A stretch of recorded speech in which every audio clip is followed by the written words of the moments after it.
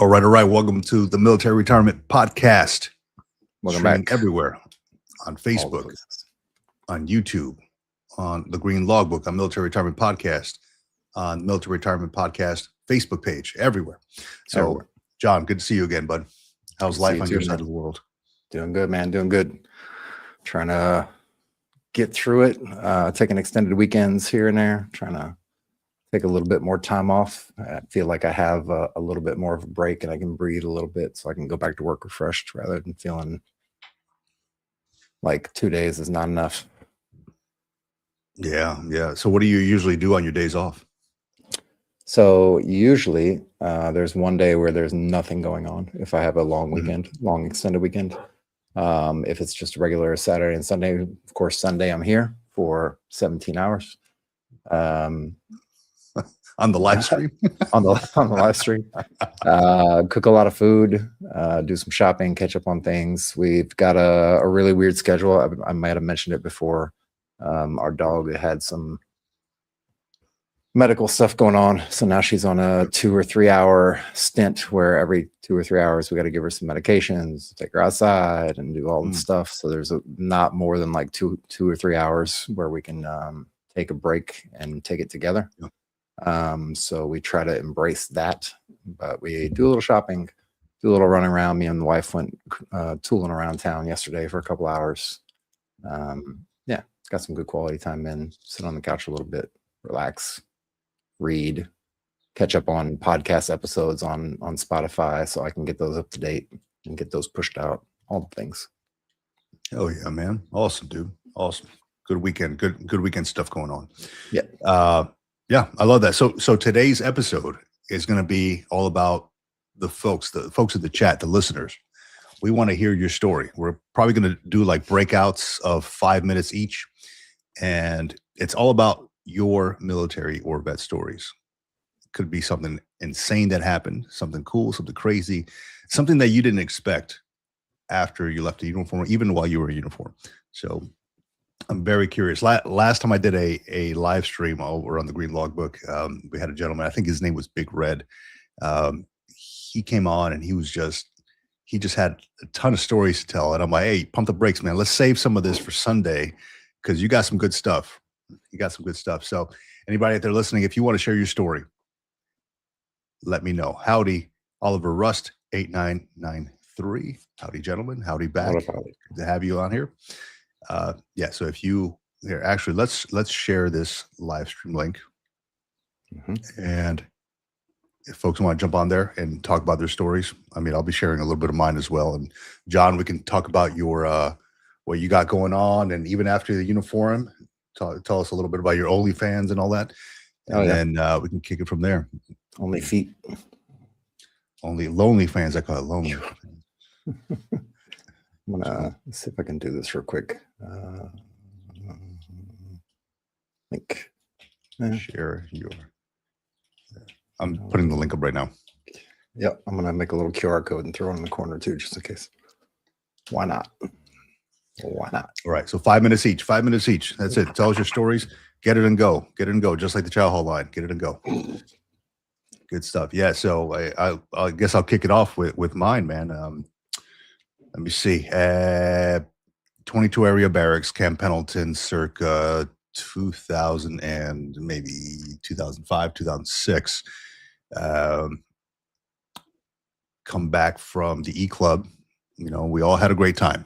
E Club, and had a friend of mine, a couple barracks rooms over, who may have been known to indulge a little bit too much in the the devil's sauce there, and he fell asleep in the shower, where his and he was something of a rotund young man where he was always on the body composition program consistently, right? So, you know, the body, he had a body on him. Fell asleep on the shower. And of course, you only have these walk-in showers, right? There's no tubs or anything like that in the barracks rooms. And his right loaf was covering the drain, so no water could get into the drain. And he fell asleep in the shower in that position, like sitting down, back against the wall, butt on the drain. And then you start seeing water come out from under the door. And then his roommate comes in, and we just hear, "What the hell?" Or words to that effect. And of course, there's water leaking everywhere. He's got the door locked, so we couldn't get in there. And we're trying to, you know, it's a metal door. We're trying to pry it open or push it open or whatever because the water keeps seeping out. And we had to get the duty involved. The duty had to come upstairs. End of the story was they managed to open the door. The water just flowed out, ruined some shoes and stuff that they had in there. And I mean, we had to wake the dude up. He was completely in his birthday suit, just not knowing what the hell happened. Why is everybody around me? You know, that type of thing. What's happening? That type of thing. So good times had by all at the enlisted barracks 22 area, Camp Pendleton. Sounds like a crazy story. Well, it gets better from there. I mean, I've got a few more, but to jump in and tell their side of the story. Their story. I'd be happy to hear some of these.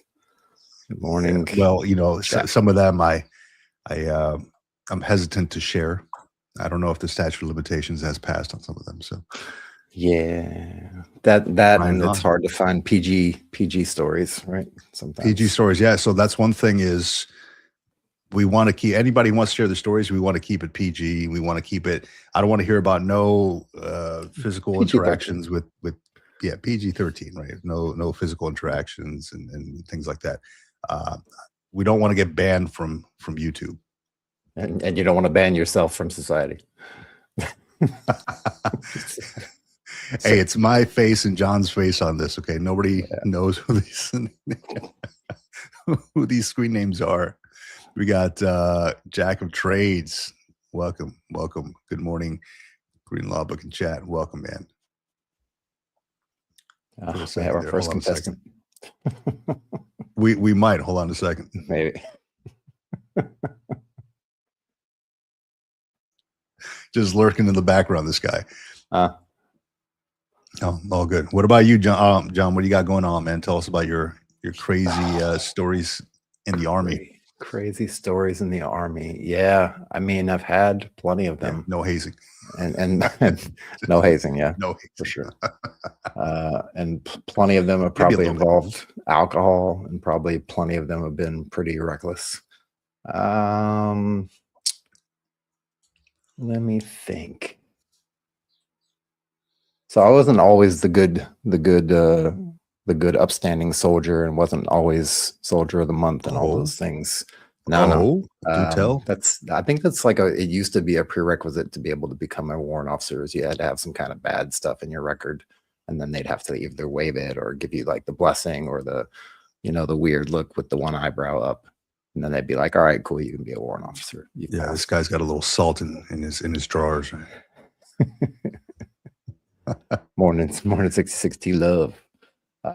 So I got in trouble doing some things back in the day when I was a lowly private at that time, and had to do I started out having to do some extra duty, which was kind of cool.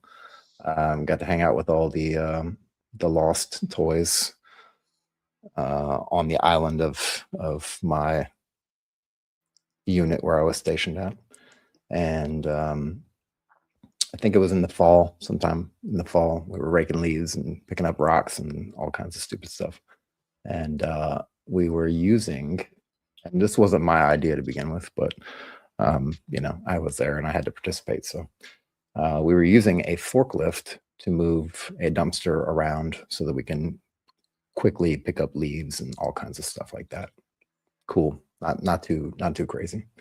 So I'm like, all right, cool. So I'll just hop in this thing, give it a little bit of weight because it was pretty empty. The dumpster was empty. I mean, they're kind of heavy, but they're, they're still kind of lightweight.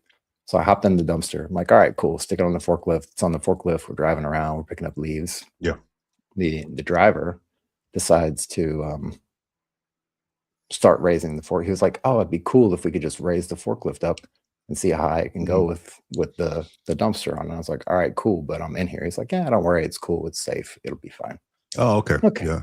It's totally not against OSHA at all. But Sounds legit.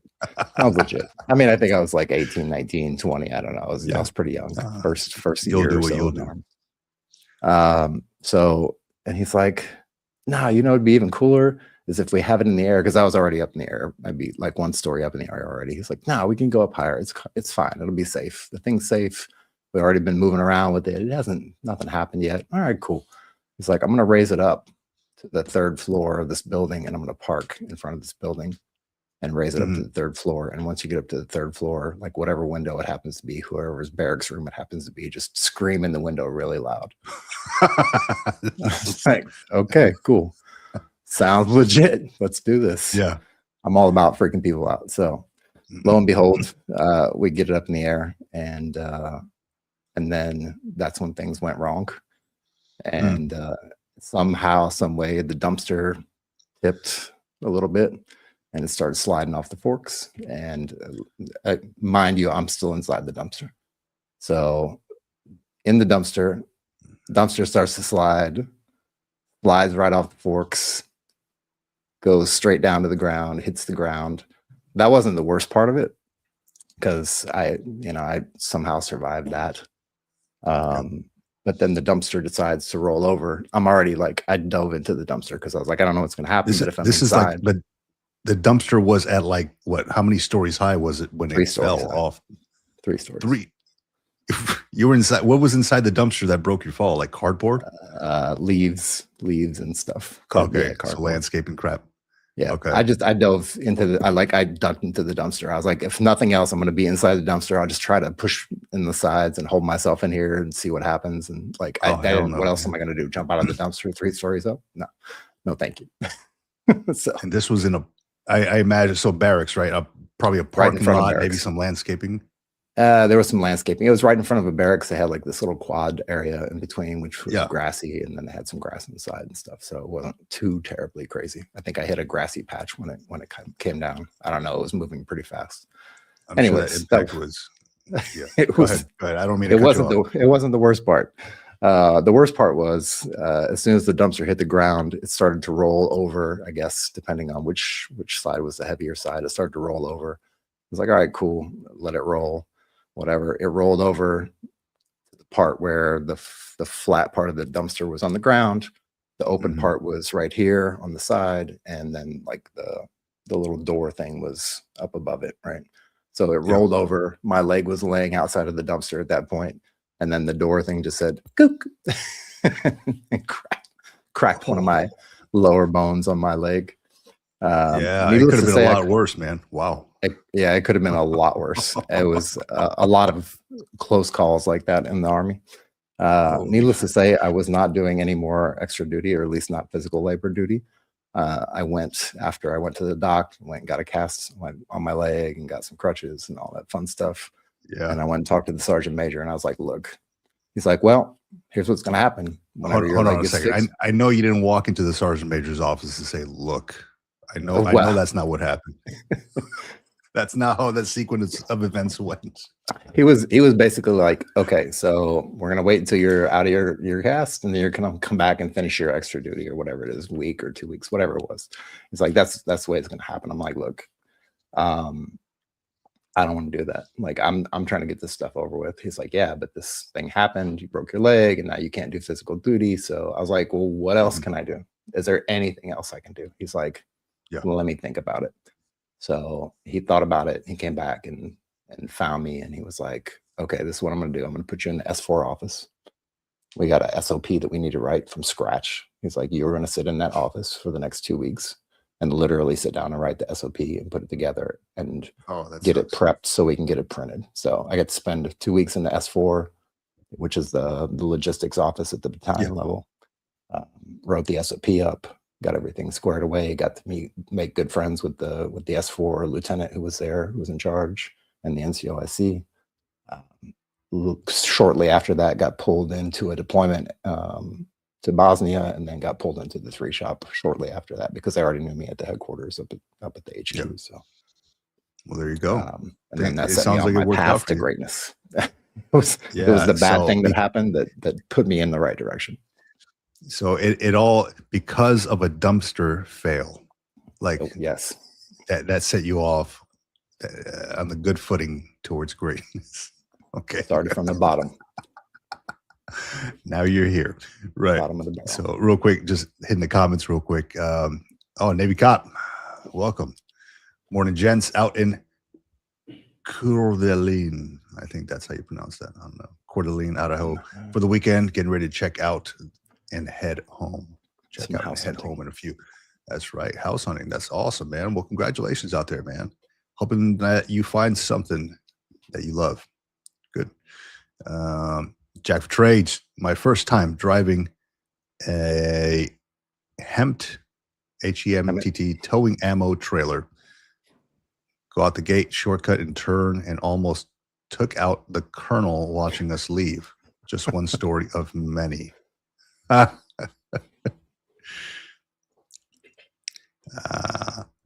see. Did part of the annual honor the Fallen Ruck March.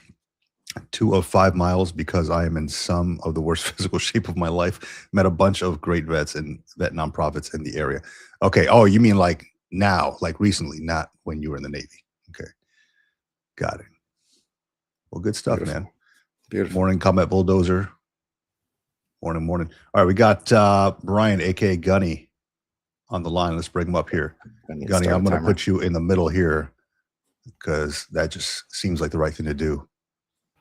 We got 5 minutes, 10 minutes. 5 minutes on the clock, man. What's All going right. on? 5 minutes What's starts going now. on? Morning. So what you got there, Brian? Tell us your best. Okay. Okay. Can you guys hear me? My computer's buffering a bunch. Yeah, it's I don't. Your face looks like Minecraft, like pixels. It's okay. Can you? Yeah, we can hear you. Go ahead.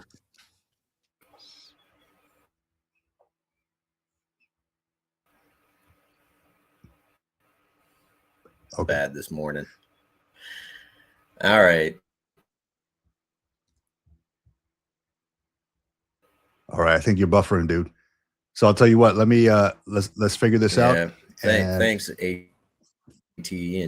You're not working this morning, are you? So just on my phone. So sorry, guys. Oh, good. It's cutting in and out. But I'll tell you what, man. Let's. Yeah. Now your face turning to a spinning wheel. Truly. So let's figure this part out here, and we'll bring you back on the line, Brian, as soon as we got this thing figured out. I'll tell you, man. There's a lot that kind of doesn't get told as far as like these experiences, things that happen. We're like, how the hell did that happen, right? Like, what did anybody else see this?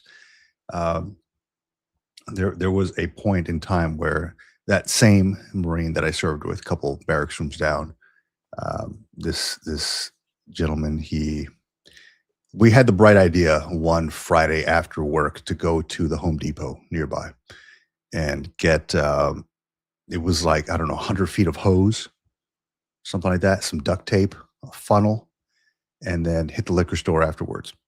That was a good time because I had never I've never partaken in a what do you call those, the funnels where you drink the beer out of, the beer bong. I've never partaken in a 3-story beer bong before, so that was fun. We built that up from the 3rd story deck all the way down to the 1st story, and somebody was just kind of waiting there. And if you don't know, there's a thing called like gravity, right? So anybody out there listening, and as the liquid gains speed going down 100 feet, it will come out of the hose with explosive force, potentially down somebody's throat with explosive force. So that was fun to watch. Fun to watch. And not only, you don't know what people are putting up there in the funnel. It could be beer. We were putting pickle juice, like whiskey, everything. As long as it's edible. There was like hot dog water, everything going on down there. So that was fun. And then you see the duty come by, or the staff duty officer come by, and he's like, "What the hell are you guys doing?" But he just turned his back. He's like, "Whatever, just don't cause any issues, and we won't have any problems." We're like, "Hey, good to go." This is what E3s will do. Yeah. The E3, E4 Mafia, E3 Mafia. Yeah. Yeah. Navy cop. That beer bong story is the most Marine thing I've heard this morning. I didn't know what we were doing. Apparently these guys, I was like a new check-in. Apparently these guys have done it before. And I had no idea. I'm like, why are we going here? What are we doing? I was just kind of like following along because I was like the PFC or whatever. Yep. And everybody else was like, Lance Goers were like, "Hey, come on, let's go PFC." They wouldn't even call me by my name. Like, "Hey, PFC, let's go." Good to go. So I just kind of followed along. I don't even know whose car I was in. We just went over to the Home Depot, just walking around, with our back, as new joins normally do, with your backpacks on, walking around town. You got the haircut, the fresh haircut, and all that. So we were definitely fitting that stereotype there of the new joins. But yeah, man, that was a good time. But yeah, that was definitely one of the most Marine things I've heard this morning as well.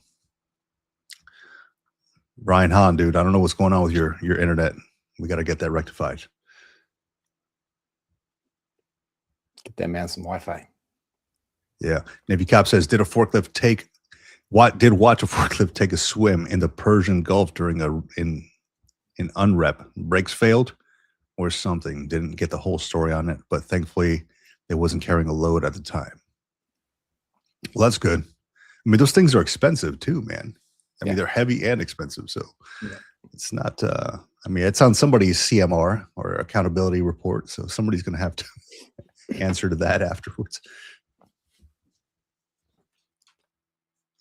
Good morning. Who we got on here?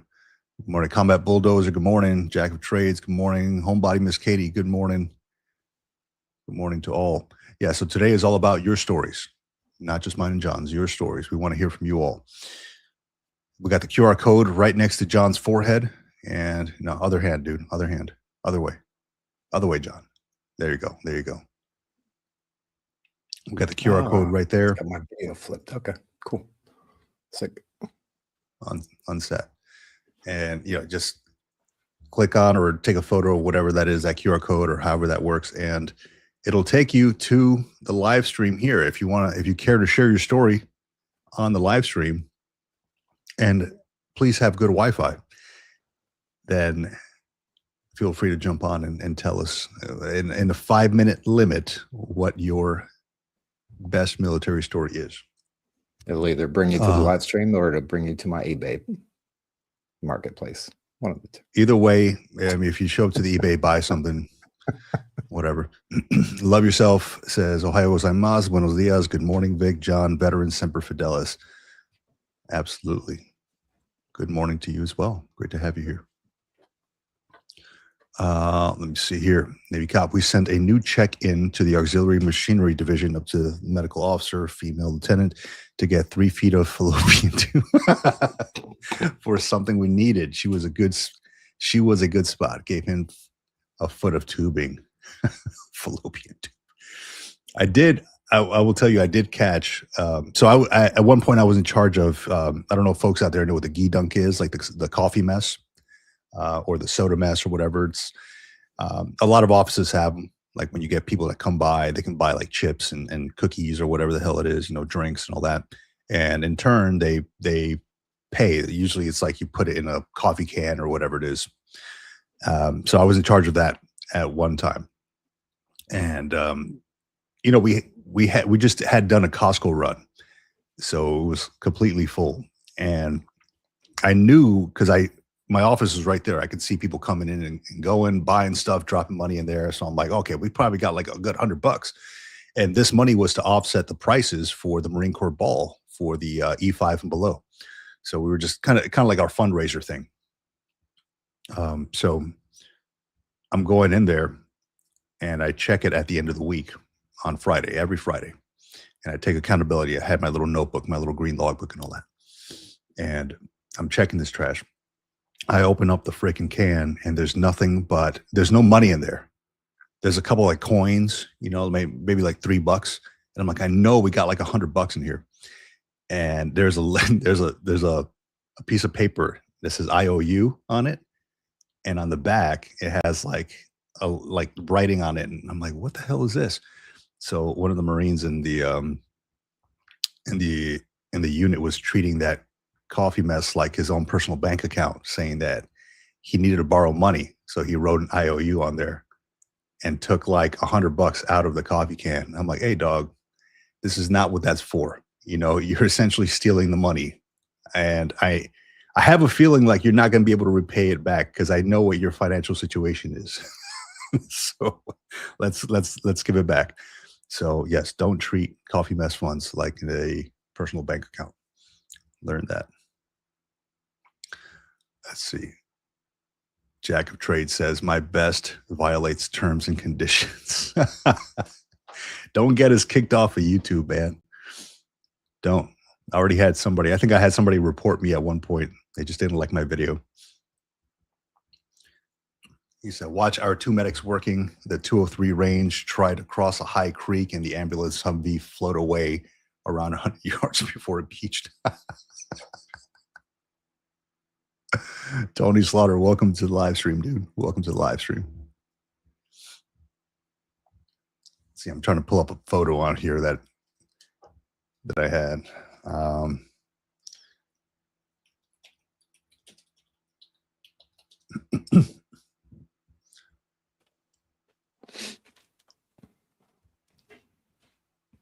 Okay, so this one story is not from me. It's from my neighbor when I was living in Kaneohe. So let me see. Let me see if I can share this.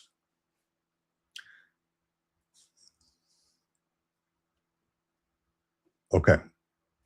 Yeah, this is exactly what it looks like. Let me share this on the screen. Okay, in 2018, there was this, everybody on the island of Oahu got this. And it was an emergency alert. Okay, it said ballistic missile threat inbound to Hawaii. Seek immediate shelter. This is not a drill. Okay, my phone went off. I was not on duty. I had duty the night before. The following day, and this was on 13 January 2018, my neighbor, he was a Chief Warrant Officer 4, had duty, or 3 maybe. He had not pinned on 4 yet. He was on duty, and usually when you're on duty, it's kind of chill, right? Like you go check in, you pick up your weapon, stuff like that, make sure it's all cleared, and you know, you do your rounds, log stuff in, make sure things are locked. You know, I'm sure people have had duty here before. So pretty routine stuff. Then I'm not sure what time of day it was. It was like, it had to have been like in the afternoon sometime because I was home around that time with my kids. And then this emergency alert came about on the cell phones. And man, when I say the story that this dude told me, he was just hanging out watching the news in the duty hut, like in the COC, like nothing. He got the alert. He's like, what the hell is this? And the thing is, we have duty like once every 2 months. So you're not really prepared for what's about to happen when you have something of this magnitude that comes about. And so he told me he's flipping through the binder, trying to figure out like, what do I do in an emergency like this? You know? And at the same time, within 5 minutes, because the CO lived 5 minutes away, right on base, the CO shows up. He's like, "Hey, have you made the calls to everybody to stand up the COC? You know, where's the where's this guy? Where's that guy? Because everybody has a seat, right? They're all like named." And he's like, "Sir, I haven't called anybody." He's like, "What the fuck are you doing?" just you got a colonel here yelling at this chief warrant officer, and just he didn't know what was happening. He's just trying to call anybody at any time, like, "Hey, we got this ballistic missile inbound. Come here, come here, come here, come here." Hands down, he said one of the worst nights of his life. So it was funny to hear after the fact. He was like, the colonel wanted to speak to him directly after the fact because of the way it was all handled. We'll come to find out, like, since we don't do all these trainings, so, as often as we should, that prompted, of course, when there's issues, that prompts something new to come about, some new orders, some new regulations. So that prompted more training on how to stand up the COC and all that stuff. So that was just listening to his story. I'm like, "Dude, I know you had duty last night, man. How'd it go?" He's like, "Oh, bro, I don't even want to talk about it, man. Like, terrible. I couldn't not laugh." I'm like, "I'm so glad it didn't happen on my watch, man." I'm so glad. Terrible time, dude. That's insane. And that kind of text, like, so what was the impetus of the message? Like, where the hell did the message come from? So the message was a false. So it was a false alert, and these things get sent out by Pearl Harbor. Pearl Harbor Yeah. being like towards the middle of Oahu, and it was like somebody pressed the wrong button or something. I don't know. Like they I don't know how you press the wrong button, but if you watch like the news of that day on Hawaii, like people were running out of like Walmart, like, because it hits everybody's phone. Like if you ever get like an Amber Alert on your iPhone, like it Yep. goes to everybody in the area, right?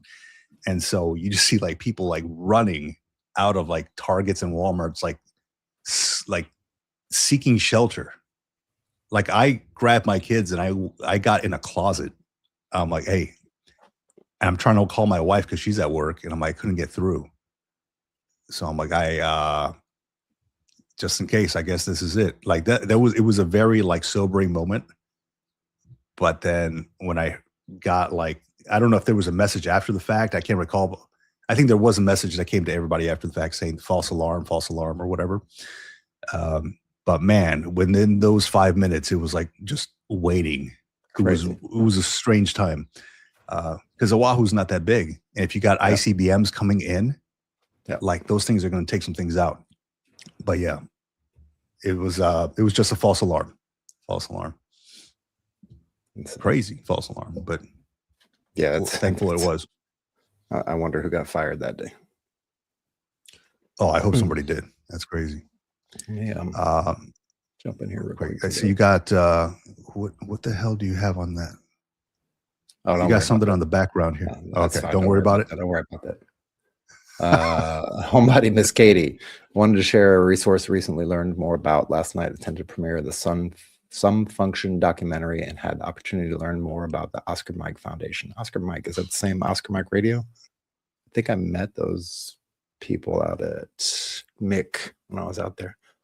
Awesome. One thing caught my attention is one of the founders, Noah Courier, is from the Rockford area. Oscar Mike's home base is right here in Illinois. Awesome. Yeah. And I mean, if you want to pass that on to us. Yeah, good stuff. Whatever. Thank you for sharing that. Yeah. Okay. For veterans looking for adaptive recreation, community support, maybe worth checking out. For those who simply want to support a veteran-focused nonprofit, there are also opportunities for that. Vic, did you get a car? For the inbound ballistic thing? No, I did not. No car received from that. Not even a thank you. No. Let me see. Jack of Trades has some good information here. Never be the first one to pass out. Yeah. Yes. That's And bad situation. if you are going to pass out, hide all the Sharpies because Yeah. people will do some things and put things on your forehead that you don't want to wake up to. Trust me. Sharpies and shaving cream. Yeah. Yeah. We did have, we were doing a mass barracks inspection many years ago. And there was, I had this Marine that worked for me, this female Marine, and she was kind of kept to herself, a little bit like a loner almost, right? Like just not real talkative. And she lived in the barracks and all that. And I kind of, when she checked in and I noticed her personality, it kind of gave me the indication like maybe I should just kind of keep an eye on her to see how things go. And when we did these barracks inspections, it was they were looking for alcohol. They're looking, just all these different things. And I just happened to pop my head in there because the CO was like, "Hey, I want to see some officers there to look at this stuff, right? I don't want it just to be. I want you all to be involved and stuff like that." So I'm like, "All right, good to go." So I showed up there, and as I showed up, I went into this. Usually your Marines have or your folks have.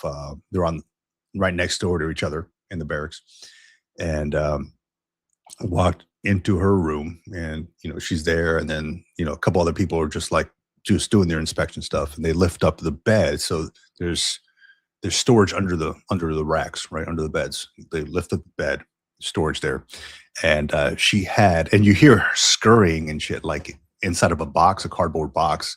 There's a box with holes in it, and I'm thinking like, what the hell is that? And then I'm looking at the gunny, and we're looking at each other like, what the hell? And she had a pet rat under her bed, right? She was like a legit pet rat, right? Like it was in a box and all that. And I'm like, yeah, I don't think you can have a pet rat in the barracks. That's not a thing. So yeah, she couldn't have it, so she had to get rid of it somehow. Yeah.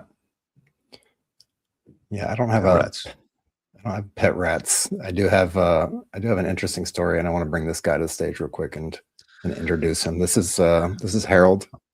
Harold is a wild boar or wild pig, however you want to call it. It's usually grow in many different parts of the world. This one's particularly from Germany. That's why it's called das Wildschwein.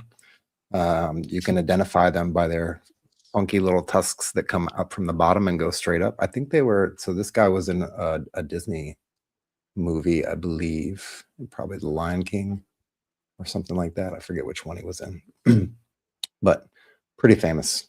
So anyways, Harold was hanging out at a train depot in Germany one year. And it was one of the first years where the US military actually did an exercise in Poland. So we set up this thing, worked with the Polish government. That's when they were trying to get onboarded to become part of the EU. So they were like, yeah, we can bring you to the country. You can come and do your exercise, do all your live fire, whatever you want to do, and drive tanks all over the place and fly helicopters everywhere and do whatever you guys want to do.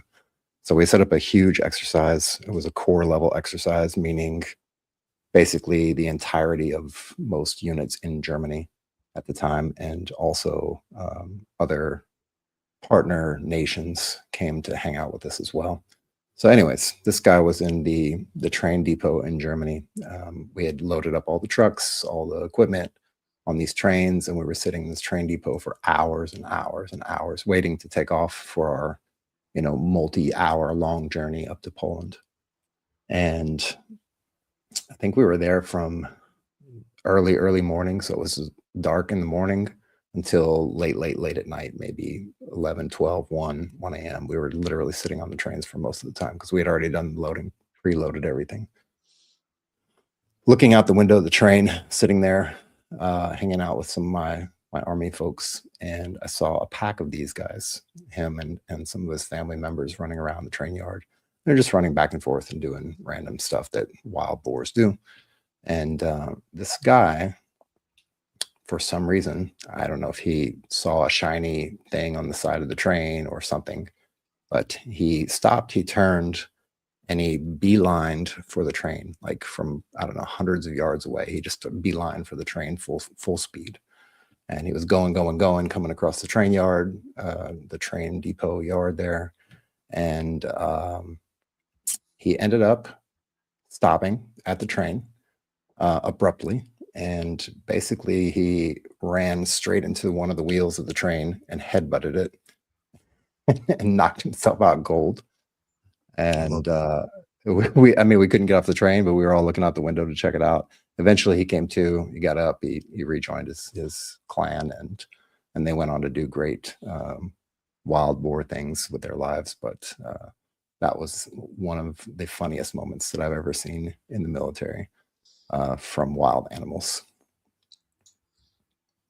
I'll tell you, these boars, these pigs, hogs, or whatever they are. Yeah. They tend to be a nuisance around crops, around farmland. Mm-hmm. Right. When I was in Hawaii, they were the same thing. So people hunted them, and they just destroy things, right? Farms, they eat everything. Yeah. So at one point, I'm driving down the 5, right, or the H3, I think it was, to go back to K-Bay, and it's a long road. And, you take it up to like 80, 90 on that road if you want to, right? The cops don't actually show up until like after you hit the hill. And so we're going fast, and all of a sudden I see what looks like, I thought it was like a person, dude, like trying to run across the street. And I just see like this truck and like way ahead of me, just like, it just looked like pink dust. It was like just shit flying everywhere. I'm like, holy crap, and we drive by so fast. I'm like, I didn't get a chance to look. I didn't get a chance to see. I was with my wife. I was like, oh my God, did you see that? She's like, what the hell was that? Oh my God, I don't know. Was it a person? So I actually called like 911. I was like, hey, I think somebody like just got hit here. And we did a U-turn. I got off of the exit, did a U-turn. And it was one of these hogs actually that tried to run across the street. And then when you got a hog in like a Dodge Ram or a Toyota Tundra or something like that, whatever it was, the hog ain't gonna win, bro. So this thing just got dismembered. It was like I've never seen so much graceful pink stuff flying through the air. I'm like, wow, that's kind of crazy. Speaking of your Pumbaa, I don't know if you've ever seen this. This had me rolling, dude, laughing. I just got to share this on here. Let me stop this one and share this screen here.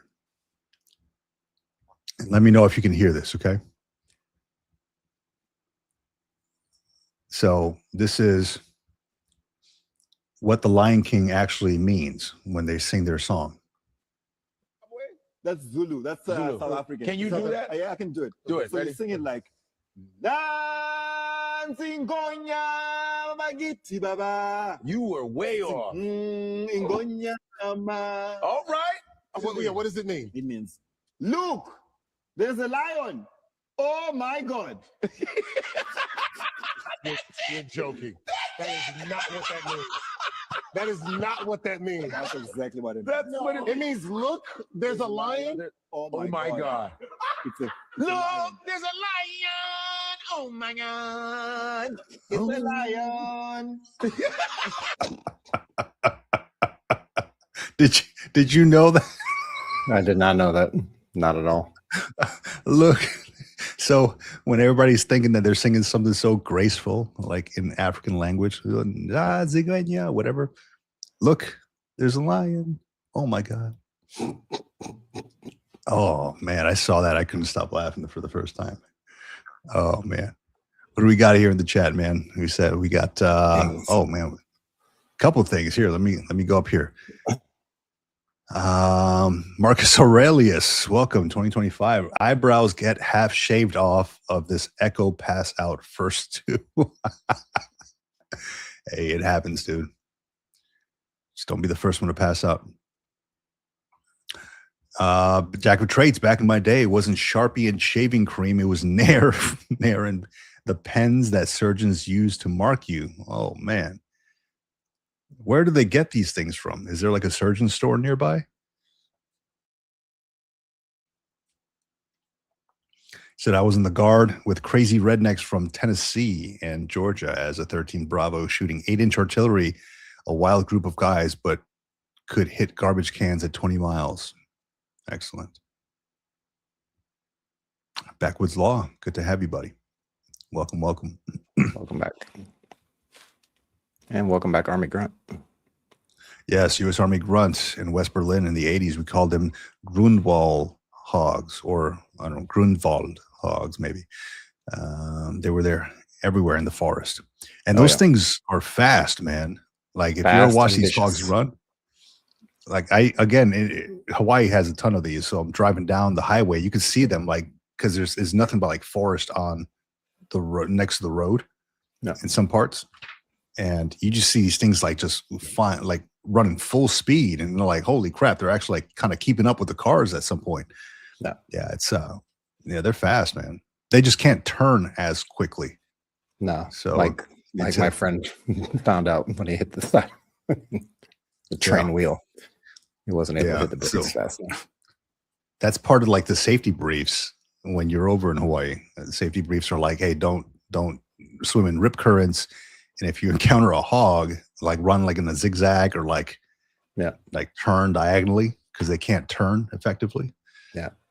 And if they catch you with them fangs on their mouth, in the bottom leg, like in the shin or the calf or something like that, it's a bad day. Yeah, bad day. Exactly.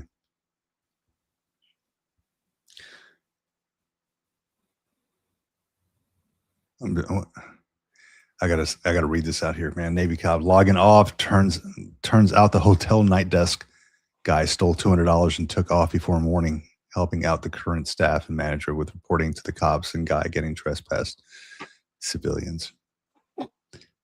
Dang, Navy cop over here doing work on investigations while he's on leave. All right. What's this one? I must have missed this one. Let me see this. Hey, John, did this experience happen in the Army? Which experience are you speaking of, sir? All the experiences happened in the Army, of course. Every single one of them so far. Back, well, I like this. Woke up on the right side of the dirt. So pretty good day, I would say. Yeah, I'd be pissed if I didn't, man. I'd be pissed. Yeah.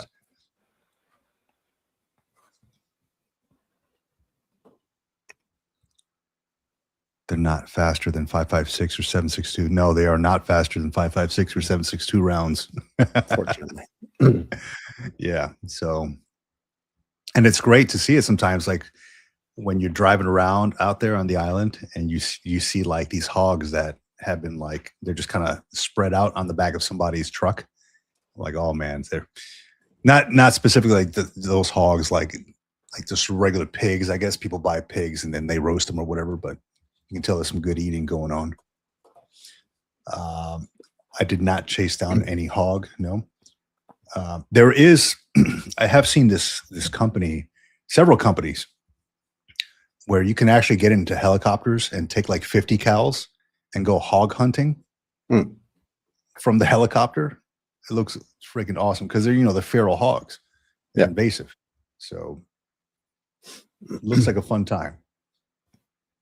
Yeah, speaking of 5.56, I read this, I guess it was a few weeks ago, maybe a month ago, that the at least the U.S. Army, I don't know about the rest of the services, but the U.S. Army is slowly phasing out 5.56 ammunition as they go to their new squad weapons.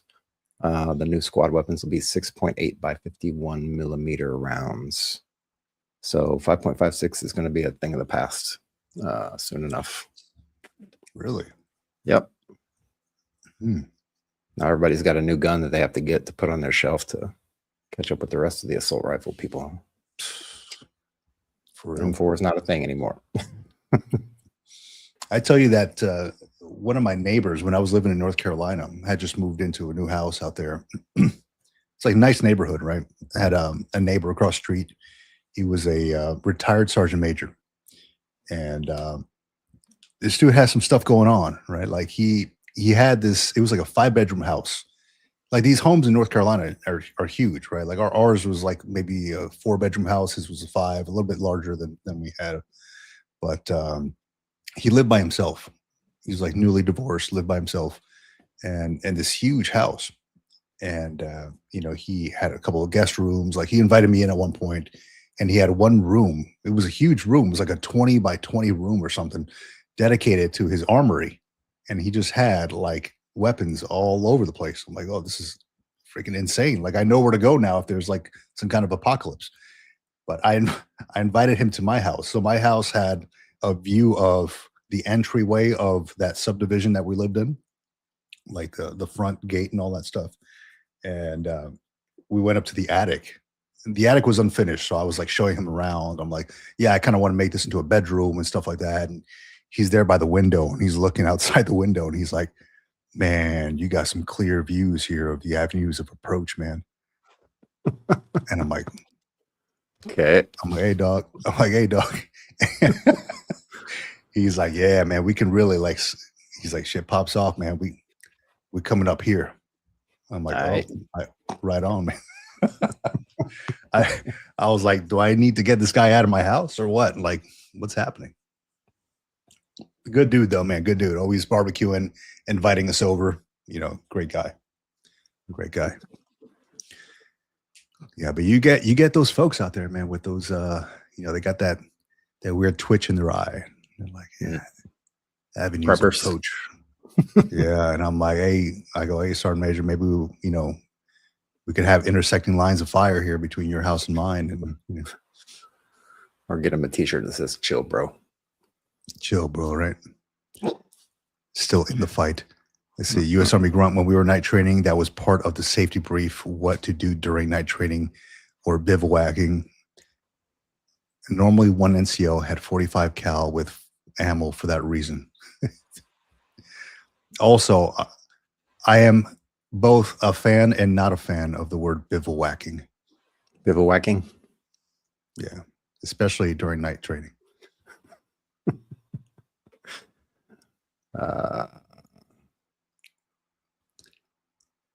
The hog. Did it chase you down? No, it did not chase me down. Thankfully, I've been in the woods.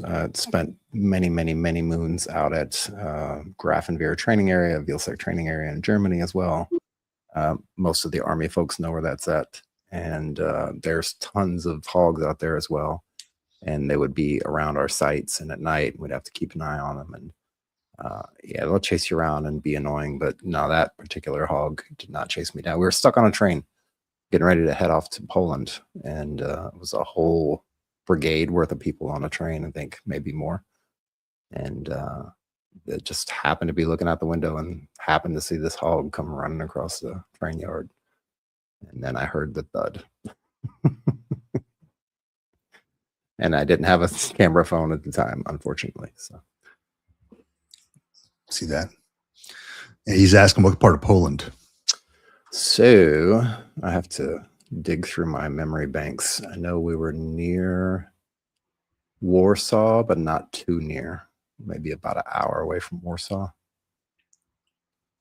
It's the very, very first time they did an exercise. I can Google it real quick. Corps first exercise, 1999. I think it was 99.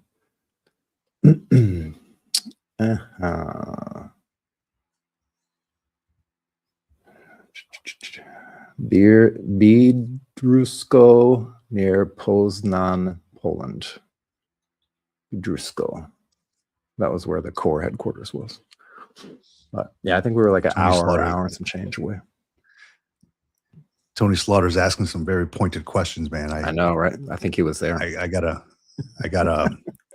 I don't know what's happening here. Did you see this? What exactly did you see? What time? Yeah. Yeah, it was pretty cool. It was my first time. Got a tooth knocked out. This one right there by a freaking well, that could be another interesting story. Not really interesting, but by a camo net. You know those camo nets that you put up, and they have those three bladed things that you put on the top of the poles, and you jam them up underneath the camo. one of those, pulling down some camo to move a trailer out of the way so we could put the camo back, so we could take the trailer and then do some stuff with it, and pulled the camo pole, and the camo pole said, "Pow!" Smacked me right in the face and knocked out this tooth. Damn. Completely knocked out. I just looked down, I saw blood, and then I saw, and I was like, what the hell's going on? And I reached up in my mouth, and I didn't feel a tooth there anymore. I was like, uh-oh. Got the tooth, put it in some milk, took a helicopter out to the hospital in Warsaw, in this medieval hospital. Don't ever go to the hospital. It's probably better now, but it was medieval. It was literally medieval. It was like, and nobody was around, and nobody spoke English. It was all Polish nurses, and it was this long corridor that wasn't lit, and you know, some weird hospital. It was weird. It was so strange. Woke up to a shot in the butt. Oh, yeah. Like you're talking about like medicine, right? Yeah, medicine. Not okay. Not, Okay. Just making not, sure. not an OnlyFans Yeah. shot in the butt. Yeah. No. Okay. Just making sure. Not only lonely fans. OnlyFans. He said no sound. He said, are we? Yeah, you can hear us, right? We got sound. Check. Pretty One, sure. 2, 1, 2. Yeah.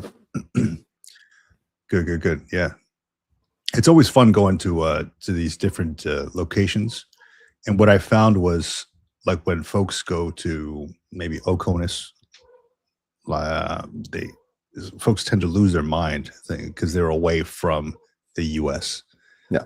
You still add a military installation, but you know, you're away from what you knew in the U.S. So it's a whole different world. You are now that Indominus Rex that's seeing everything for the first time. You know, that huge white dinosaur. So, yeah, you get these folks who do some crazy stuff while they're out there. You know, like I was at Marine Corps Station Iwakuni, and once you leave the base, you are you got to know some kind of Japanese. You know, you got to know something, right? Because you know, Iwakuni specifically, I mean, yes, it was next to a military installation. However, it was like a lot of farmland around there, you know, smaller town. It's about 30 miles from like Hiroshima. But then, you know, I would work on investigations, and you get calls from like PMO, like, hey, we got this investigation going on. We got 2 lieutenants that are jumping from the top of house to house. Because these Japanese houses are so close together, you know, and they're like jumping on the ceramic tile roofs. You know, at one point, we had to go out and do this Gomenasai visit with this guy, which means I'm sorry, right? And I'm sorry visit. Anytime somebody does something wrong to somebody else, you know, in the local community or in the Japanese culture, you do this Gomenasai visit, which usually bring gifts saying, hey, almost like I'm sorry for having done this to you, you know, and you bring gifts or whatever. And this one guy, young cat too, he had the wrong house, and he was throwing, you know how you throw like freaking pebbles to get somebody's attention, you know. He had the wrong house. He was like 2 houses over from where his buddy lived, and he threw a freaking brick through the sliding glass door off the balcony, broke the sliding glass door, broke it, crawled up top. I'm like, no shit, investigation, crawled up and found like a family huddled in the corner trying to figure out what's going on. Like the dad is like covering the family, like, hey, what, you know, stop. And of course, you know, I'm like, what do you do then? You know, the police get called and all this stuff happens. I had to go out there with Japanese jurisdiction people and look at the report, and you know, it comes through the legal side as well. Then you have to go out there for the Gomenasai visit. I didn't physically go out there, right? But the Japanese folks from our office, and then this person goes out there, and then they give them like this $100 melon or whatever the hell it is, you know, that they sell over there. And for some reason, it's Pizza Hut. They brought like 5 boxes of Pizza Hut because they don't have Pizza Hut out in Japan, right? They have it on base. So whenever we open up the base for like family day or for friends day or whatever, the line outside of Pizza Hut is like all the way around the corner. around the block. So they'd bring them Pizza Hut, they'd bring them these melons, like gifts, like I'm sorry for having done this to you. And then we get the bill, you know, it has to come through our office, get the bill for fixing the sliding glass door. And it was something crazy. It was like $10,000 to fix the sliding glass door. I was like, yeah, I think they might have added a couple thousand on there because I don't know if that's how much that costs. But That was the price in yen, not the price. no, that was you. Yeah, probably right. I thought I was like, is this yen, right? It's all about the yenjamins, man. So no, it's crazy how it all works. But yeah, lesson learned. Don't do dumb stuff in a foreign country. Yeah, you Lesson pay the learned. price. Yeah, Yeah. Oh, I mean, man. even stuff that you don't know is dumb at the time, and it's maybe normal in the U.S.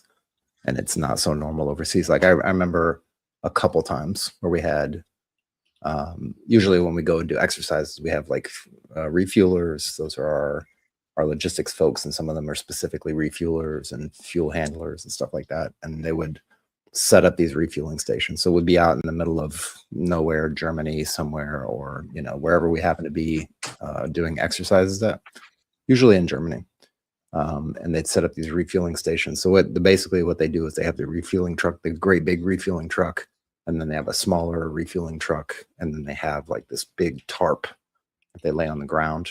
And you basically pull the vehicles over the tarp.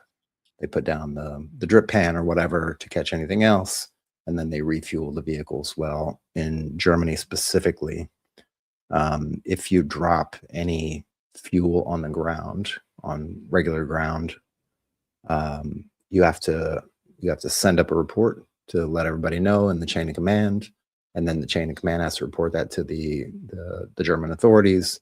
The German authorities come out and they do like an EPA test on the ground to see what happened and what was spilled and how much of it was spilled. And then usually what happens is they'll dig this huge like swimming pool trench around the area where the fuel or JP8 or whatever it happened to be dropped on the ground. And then they'll excavate that, and they'll have to do some other EPA kind of stuff with it. But that usually ends up costing tens of thousands of euros per incident. For some fuel spillage? For just a drop of fuel spillage. It's really insane. Wow. I've seen it a couple times play out.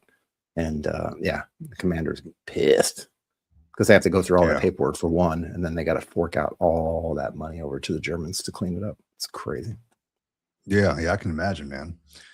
I'll share an investigation that I conducted. I was assigned as I not only gave classes and gave instruction on investigations like judge advocate general investigations and things like that, preliminary inquiries and command investigations. At one point, the CO assigned me as the investigator, or the what do you call him? I guess the investigator, right? For the IO, investigating officer, for this one incident that happened. It was over on K-Bay in Hawaii, behind a range. Like you got the rifle range out there, and you got the pistol range, which shoots like into the ocean. You know, so like you're facing the ocean, right? And you got your target, and you know, you shoot and whatever, it goes onto the ocean. But there was somebody from the range after hours. It was like on a weekend. There was like no ranges going on around that time. Decided he had family visiting, decided to take his family into this off limits place. And it's off limits because it's a Hawaiian burial ground back there. Like nobody goes. I mean, there's clear signs that say, do not pass this, do not collect $200, whatever it is. There's clear signs, right? Hawaiian burial ground. The story back there is that the old ruler, Kamehameha, at one point, he would have his warriors or whoever it is from his army jump from this cliff.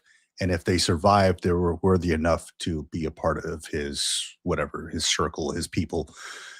But they're jumping in like, there's like a space where you jump in where there's like no rocks. So if you jump like to the left and right of that, you're going to get dismembered, right? Like we took a,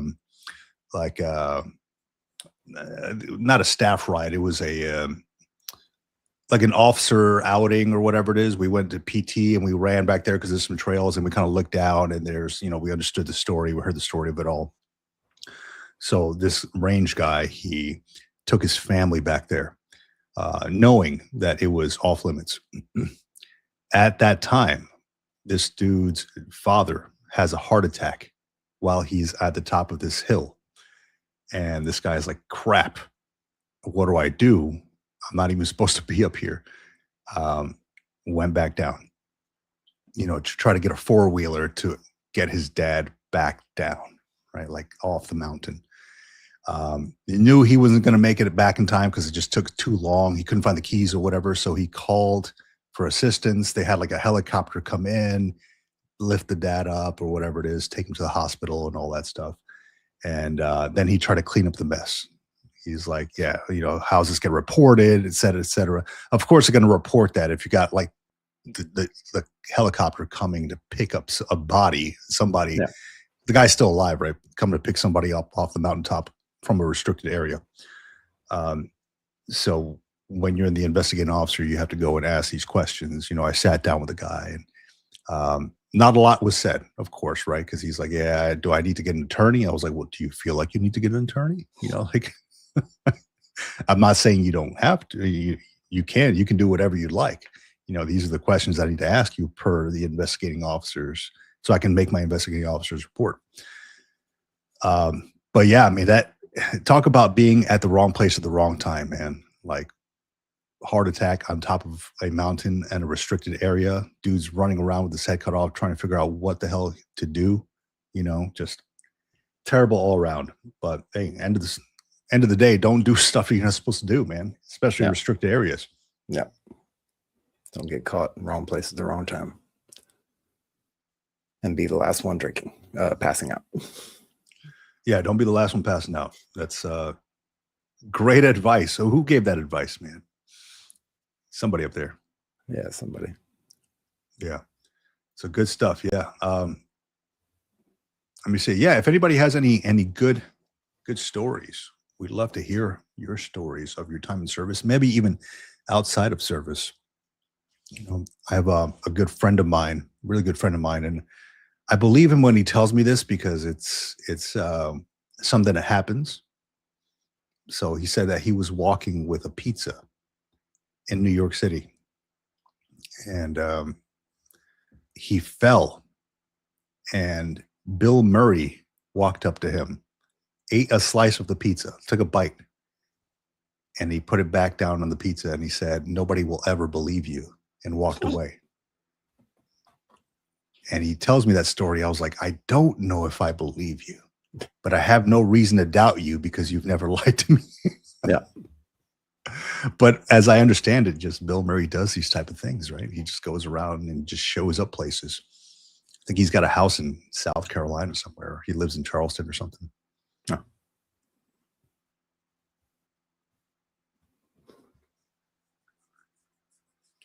See what we got here.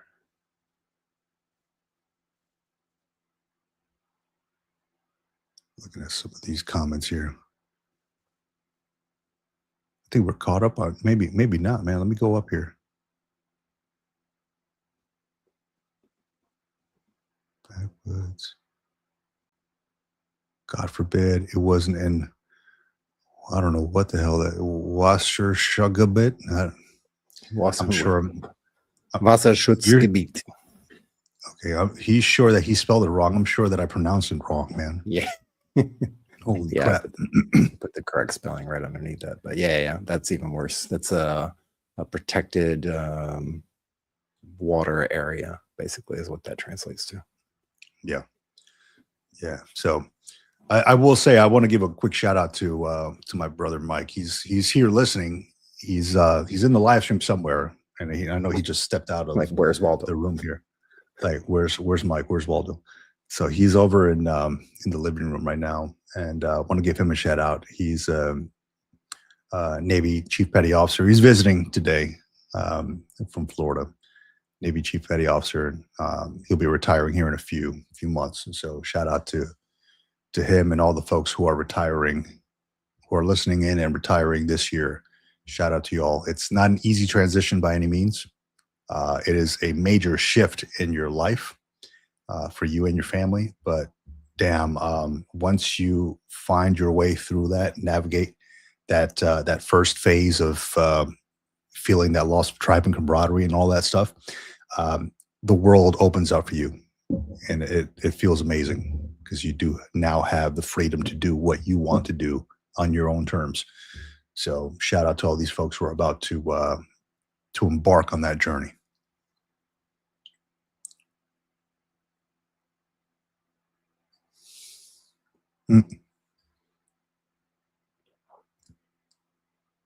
There's a question for you there, John. Did I ever get a TC that thought it was fun to take his M1 from the 3/4 cav to a farmer's field? That was, I can't see because there's. That was a FUBAR situation you walked into. Huh. Yeah, no, I never had a TC that crazy before. I do have a funny TC story, but no, nah, we didn't do too much crazy stuff like that. I know, same Poland trip, and I'm sure the statute of limitations has run out on this, and like half of the people are dead either way. I remember, and I don't know who it was, I'm not going to say any names, but I remember hearing stories about, while we were in Poland, hearing stories about people taking Humvees at night off duty. And granted, we're in Poland, so like, where are you going to go besides the barracks or wherever you're living, or if you're in the tents or whatever? Taking Humvees and going to like local strip clubs in Poland, out in the middle of nowhere, parking the Humvees in front of the strip clubs, going in the strip clubs, doing whatever things happen in the strip clubs, and then coming back in the evenings after that and parking the Humvees and then going back to work the next day. as you do when you're on deploy, well, training exercise. Dude, driving at night in a Humvee. Yeah. While deployed. I don't know if they were doing night ops. They might have been doing night ops. They might have had nods on or something, you know. It might have been. I'll tell you, I had this simple thing, this simple task. So I went through the Humvee course and all that stuff, had my Humvee license and all that. Drove Humvees while I was deployed. And I had this one simple task at one point that was simply take this lieutenant colonel to the JCOT, which was the airport, right? The airport there. Of course, there's no Google Maps. You know, you just have to I went there once before, right. And like I was driving, and I was sure that I went the right way, but it's like there's no street lights. You know, it's like just HESCO barriers, and you got to hope that you went one way, and then if you come across like a fork in the road, usually there's a sign there like JCOT this way or whatever it is. And I can't even remember what the JCOT stood for. And I just couldn't find my way. And this lieutenant colonel was like, "Hey, dog, like, you've done this before? Like, have you been here before?" I'm like, I promise you I have. And finally I got him there. But I shit you not, man. It took me like an hour and a half. What usually takes like 30 minutes to get back took me like an hour and a half to 2 hours because I could not find my way in the dark, man. I was like, no, where am I? Like, I had to stop and like, does this look familiar? Like, where am I? Like, the HESCO barriers are different on this side, so I think I'm going the right way, you know? But yeah, it was a long night. It was a long night. It was one of those like, hey, you know, they only fly out at night from these JCOTs. So got to drop them off at like 7 p.m. or something like that. And I was sleepy. I was tired. I was like, damn, man, this sucks. So, and at one point I got stuck in a Humvee. So the door wouldn't open, and it was like 120 degrees outside. And I was riding with this master sergeant. Master sergeant got out and closed the door. And I'm like, well, I can't get out of, I mean, the Humvees usually have this whole thing in the middle, right? You can't crawl onto the other side, right? Because there's all this crap in the middle, right? So I'm like, what do I do? You know, like try to open up the window, but the window, you know, they're like this thick, you know, like the glass, and you try to get my hand out, but I couldn't get it out. I'm trying to take off my vest and all that. I'm like, man, there's not that much room. So I'm sweating. I'm thankful that somebody came out and they're like, "Hey, dog, you need help?" I'm like, "Please, yes, I do." I'm sitting here for like 15 minutes in 120-degree weather, just completely soaking wet in my own sweat. Yeah. Terrible time, man. It was. I was ready to accept my fate at that point. Like I might just it might just end here for me. Like I can't figure out a way out.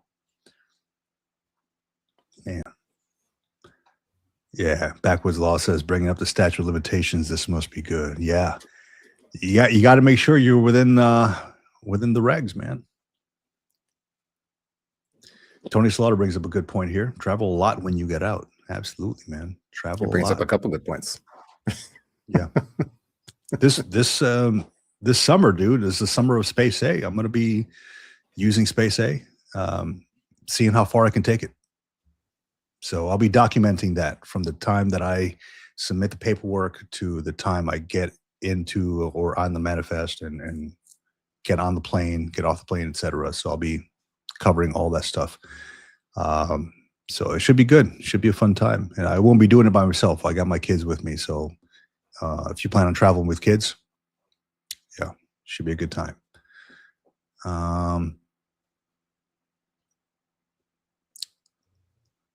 I have been to the naval station out there in Key West. It is beautiful. I love it out there. But no, he's not out there. Tony Slaughter, are you going to DC for the World Cup? Negative. They're having a World Cup up here in Los Angeles as well. I think San Francisco as well. So I'm over on the West Coast. Dude, I mean, I love soccer and I love the World Cup and I always wanted to go to the World Cup, but there was like, it's hard to get tickets. It's hard to get tickets ahead of time because you have to be part of like this lottery. And then when I looked at tickets, they were like for something decent where you're not like up in the nosebleeds, it was like $4,000 a ticket. So though it's here in LA, you know, sadly I probably won't be going to it because of the those prices. I'm just not willing to pay for those prices. What about VetTix? Maybe VetTix has tickets To the World Cup? Dude, I don't know. I'm about to find out. They must be logged in. Okay, log in. Logging in now. I'm going to check now. I'm curious. I'm sure they probably got tickets. They do. Those things are probably gone, man. I know in 06 in Germany, I think it was 06 when they had the World Cup in Germany, and you get the tickets through the was it the USO office? It was one of those offices on the base where you could get tickets to some of the games. The ITT? Yeah. Information tours and travel. Yeah, I usually go through them for like baseball tickets because they usually have like really good seats already reserved. Like they have like the season, like they reserve these season passes or whatever. So they have like row 3 seats. Yeah. So it's really good stuff. Really good stuff there going through ITT.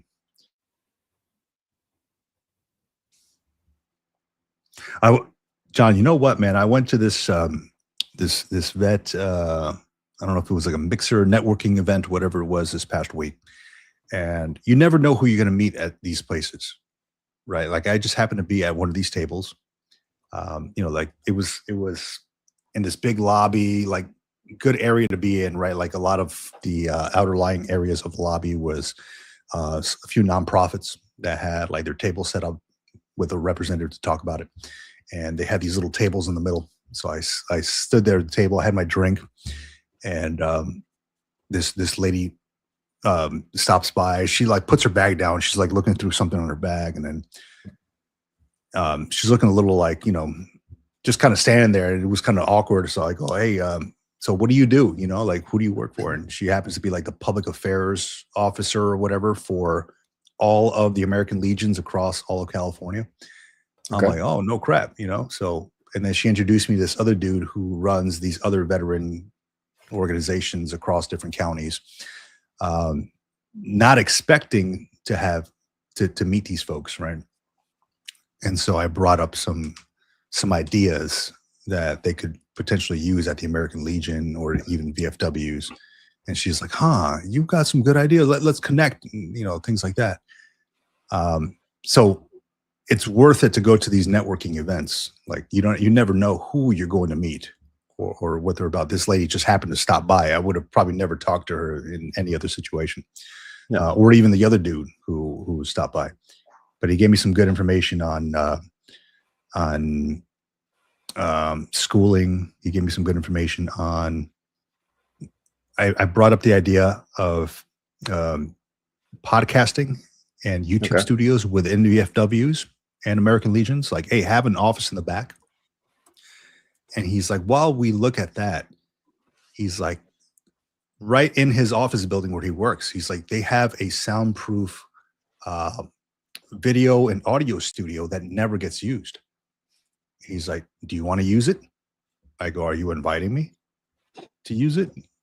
He's like, you can come and use it if you want. I'm like, shoot, man. So it's only for nonprofits. They're the only ones that are allowed to use it. So I got to figure this out. Possibly jump on with the American Legion and allow them to be my nonprofit sponsor to be able to do something like this. Because I was looking for a place around the area where I can actually invite people to do like podcast recordings, so I don't have to bring them into my own studio here. Yeah. So good stuff, man. Connections, they work, man. They work. And that's local to you in San Diego? That is in San Diego. That's right. That is local here. Local here. But yeah, I'm curious to hear some more freaking stories, dude. Today's all about the live veteran call-ins, sharing your best military stories. I shared a couple of mine, how people pass out. At one point, there was, again, a lot of these tend to be like when you're a young service member, right? Like I had oh gosh, this was kind of disturbing, actually. It was,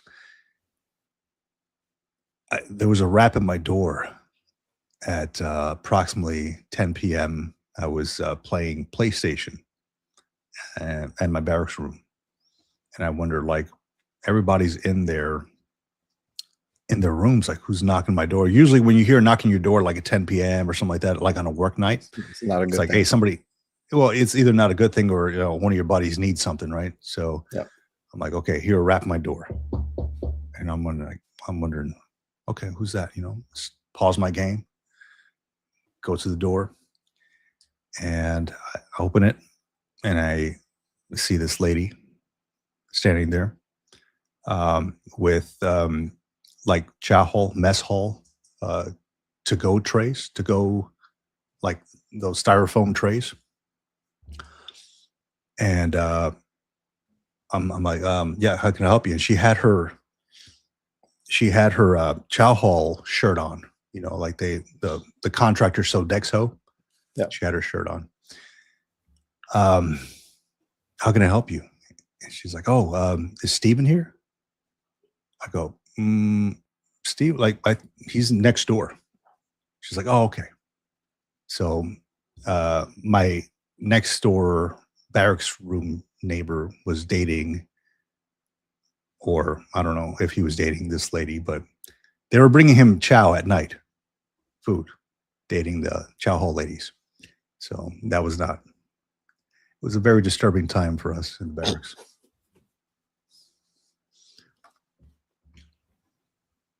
Good morning, guys. I just couldn't fly by and not say hello. I can't stay, but I didn't want to ignore you. Enjoy your day. Oh, okay. Awesome, man. Good to see you, buddy. Definitely stay connected. 660 Love, welcome and thank you. Like and subscribe. Absolutely. This is, it's always fun to connect with fellow vets and listen to their stories. I know we've all got some crazy, silly things. Some of them probably a little bit crazier than others. I guarantee that. But always great to connect and share some war stories or sea stories or whatever you've got.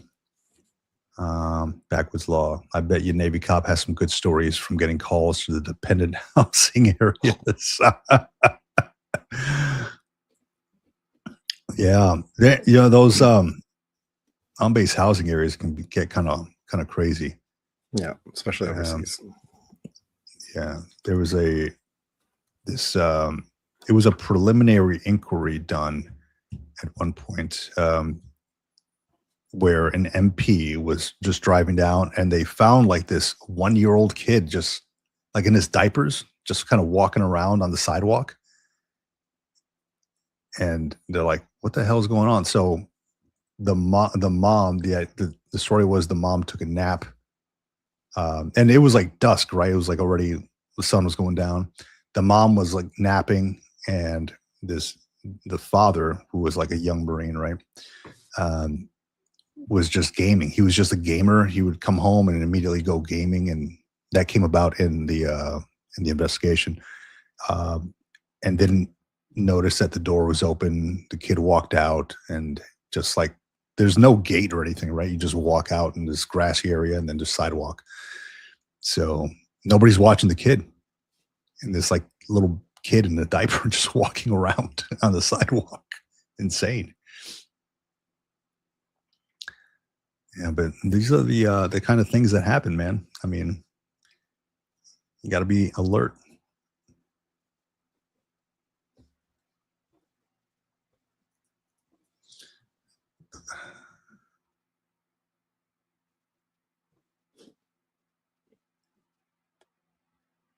What? In 05, his wife and the need for my cuff keys. I can do what? This guy backwards law.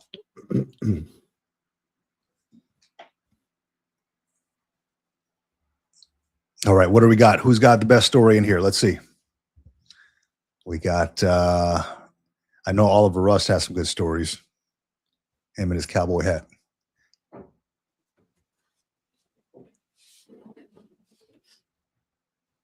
Yeah, and you see some very interesting things too when you're like on duty, because you have to go out and patrol the areas. Yep. You know, you have to go out, or at least like if you're a barracks duty, you see like the random people that Marines go and check in to the barracks. And I'm like, you sure you want to do that, dog? Like, all right, well, let me check this person in as your guest, man. You sure? Mm-hmm. Okay. But yeah, you get some crazy stuff. I at one point got I was doing my roving thing, and I got a call from one of these guys who was some captain, and he's like, hey dog, we got calls about this light up at the top of the hill. You know, you got to go check it out. And top of the hill was like this radar, and right under this radar was, this is in Kaneohe. Right under this radar was kind of like a CO's meeting room, right? And almost like a COC almost. And you know, I'm riding up there just to turn off the lights, right? I guess the lights are on. Somebody left it on, whatever. I'm driving up there in the Govey, the government vehicle, and I get to the top and I see a bunch of people in this huge room. I'm like, what the hell's going on here? Like, who are all these? It was all like women. And I'm like, what the hell is going on here? And they were having bingo night and bunko night or whatever the hell it is in this like COC. Huh. And I walk over, you know, I got my duty belt, you know, the pistol and all that stuff, my cover. And I walk in and I introduce myself. Good evening, ladies. My name is, you know, I'm the staff duty officer. Wondering, like I was told to turn off these lights, but wondering what's going on up here. They're like, oh, and then the lady walks me out. She's like, oh, I can explain. And she's like, my husband said we can use this area. I go, oh, okay. Who's your husband? She's like, oh, he's okay. It's okay. He's a major.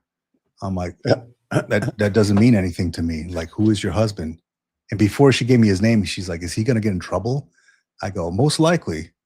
But, you know, I'll need his name though. So very hesitant about giving me his name. And she's like, well, you know, we're good friends with the colonel. I'm like, excellent. I need his name though. You know? So after that, she was like, she went in there. She's like, hey, we got to shut this down. You know, apparently we're not supposed to use the COC for, you know, spouses bingo night or whatever the hell. And it was, you know, that would have been a perfect place because the views are beautiful up there of the bay. Yeah. But I'm like, you can't just because your husband's a major doesn't give you the authority. It doesn't give him the authority to give you the keys to it, right? They had the Yeah. keys to the freaking place, right? And I had the other set of keys. I'm like, man, I got to lock this place up. You all got to go. So I kind of waited up there until they got all this stuff and vamoosed. But yeah, man. And sure enough, put in the logbook and I was like, hey, called the major. I'm like, hey, just FYI. He's like, damn. I'm like, hey, what do you want me to do, dude? Like, hey, it's not me. If it was just me, I wouldn't care. I'd be like, hey, just pack it up. But I got a call from like the captain, like people know about this. So I can't just brush this under any rug, right? Nor do I want to, but yeah, it's crazy stuff, man. Mm-hmm.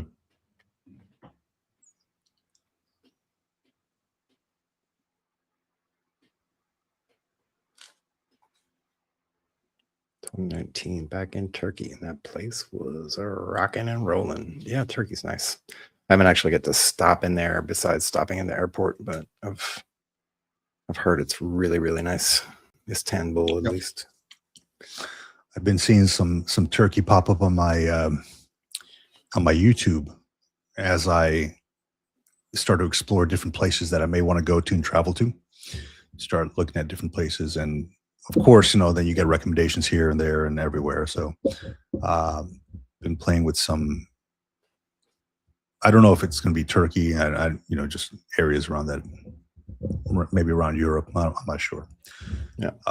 The idea is with Space 8, taking it as far as it will allow me, and then have enough money to get back if I need to. If I can't lock on a Space 8 to get back, that's being financially able to buy tickets back for me and my family. So that's the idea. John, if you give me a second here, man, I'm going to refill my coffee. Okay. Oh, gravy. Yeah. So nobody's brave enough to jump on and come tell some stories, huh? I mean, we had one, but we had some internet issues. But yeah.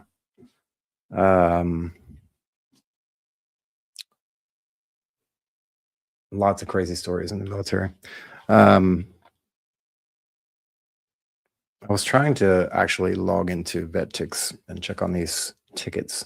So if anybody else has access to the site, I'm actually not able to log in right now. It says something about my ID.me and something with the verification. But if you're on VetTix, or you can get access to VetTix, and you can find tickets for the World Cup coming up soon in the States, let me know. I'm curious. I don't want to sit here and spend the whole time.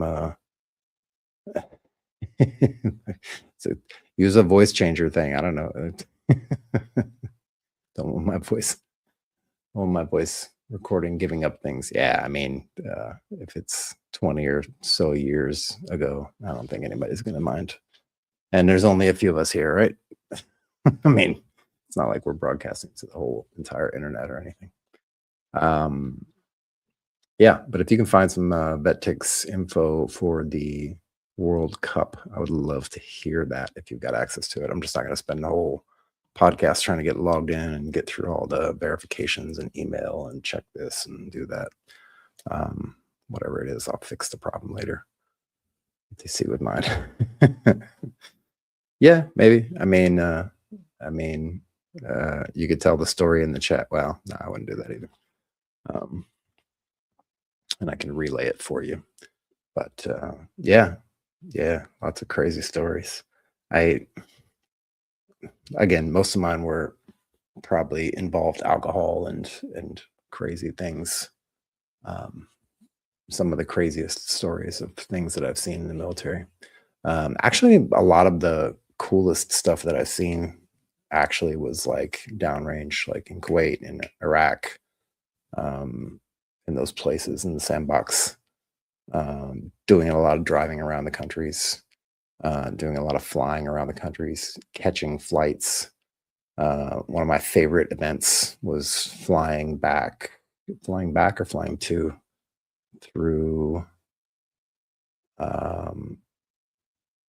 someplace in Iraq that I went to.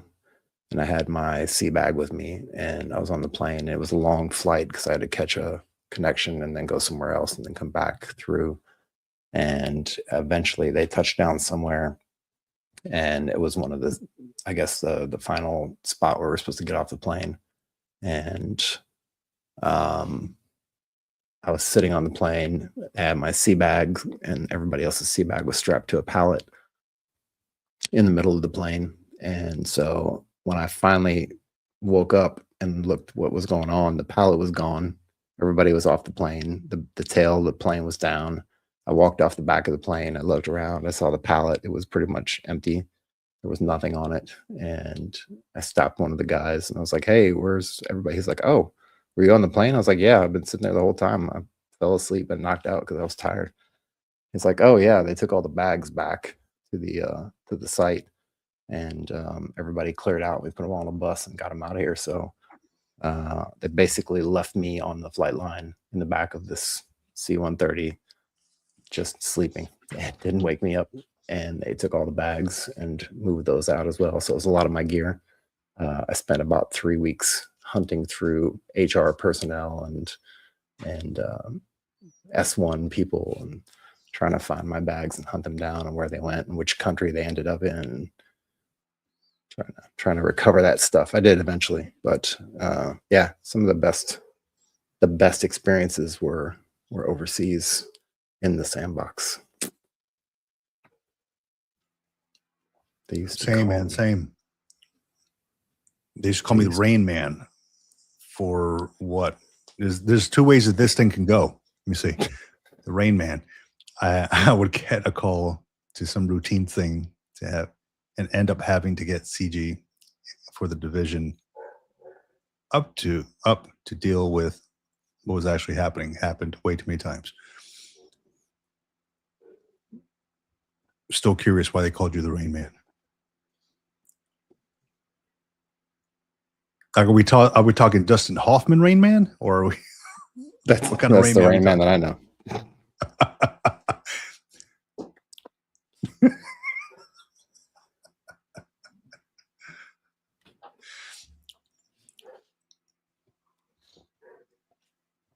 God dang, man. Yeah, there's so many good, and some of the best times I ever had too was with my deployment team, and when I was out in Iraq.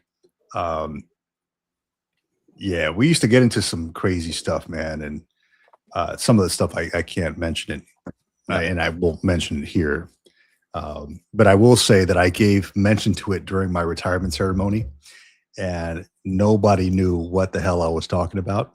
But it was so funny to see my buddies in the back from my deployment team just kind of like trying to hold in their laugh as I mentioned it. And yeah, it was, those little inside jokes. Great time. Yeah. Oh, okay, got it. Because it was like a rain cloud over me every time I got a simple call to handle something. Okay, gotcha. Got it. I was. Go ahead. I was going to say, you mentioned driving around at night with tactical vehicles and getting lost, and I've had some really interesting getting lost experiences in the sandbox in Kuwait and Iraq.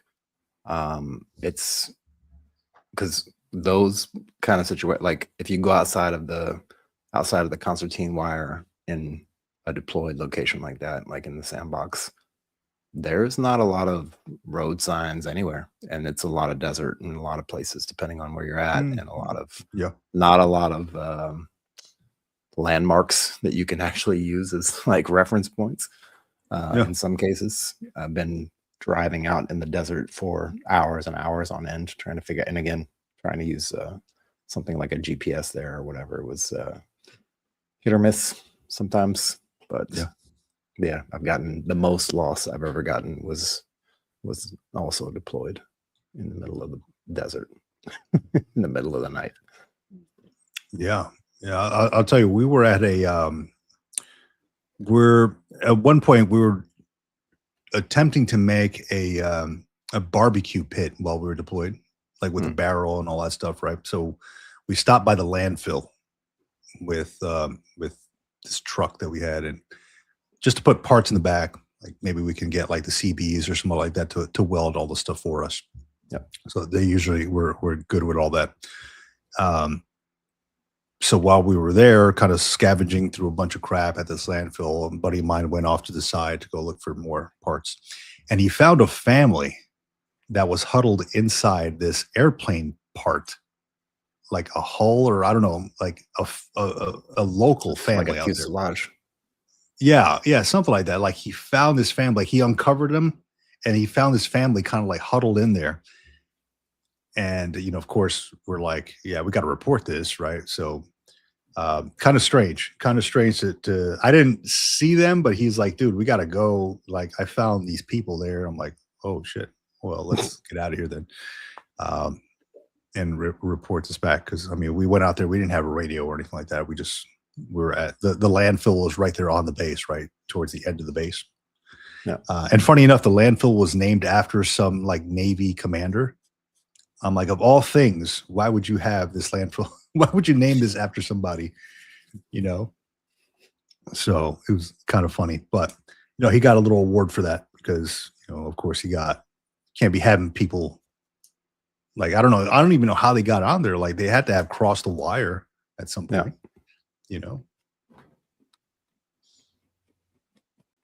What do you say? Our LT would check the duty chart to see when I was working, so he'd be sure not to drink or go to bed early.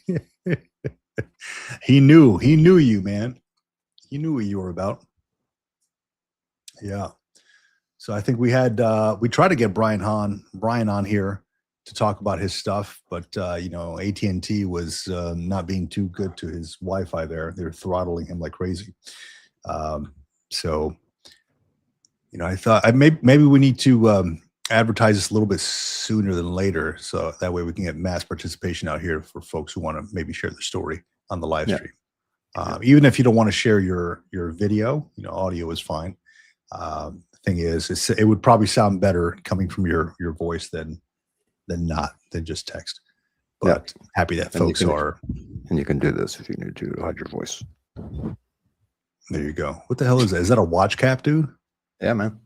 I have these laying all over the place. This is one of my everyday carries. That goes everywhere. I do love those, man. I got a couple of coyote colored ones in my in my office. Or coyote, in black, my bedroom. Green. I think that's the only colors. I might have a pink one laying. I'm just kidding. Pink. It must be that's the new army, isn't it? The new army. Yep. Army 2026. Nah, man, I keep watch caps everywhere. Watch caps and pocket knives. Yeah, those are must-haves, man. Must-haves. And I'm curious to know what other folks out there also have in their EDC. What is one thing you always carry with you? One thing I do, I'll tell you here. One of these. The belt, the web belt, huh? The best belt ever. Nylon web belts. I do like those. I don't like the $89 ones, but I like these, the cheap ones. Yeah. So the $89 ones are like the riggers belt. Those are the it's the same shit. Like it's the same shit. You can't tell me that this to what that is $89 or $70 difference or whatever it is. Bullshit. It's the company upcharging all that stuff. Yeah, I get it. Yeah, my EDC, man, it's this right here, man. This little wallet with all my stuff and little green book in there. I carry that stuff everywhere I go, dude. Everywhere. And always a pen, right? Pen, because it is a not only a good tool to have, but also can double as a weapon of opportunity. Yeah. Like one mind, any weapon,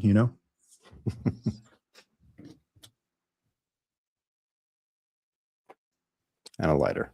Always keep a lighter. What's good to do is take duct tape and wrap it around your lighter. That way you have a 2-in-1 there, just in case you need duct tape. I don't know where I found that out from, but keep one in every car. Yeah. Wrap duct tape around everything, actually. Yeah, man.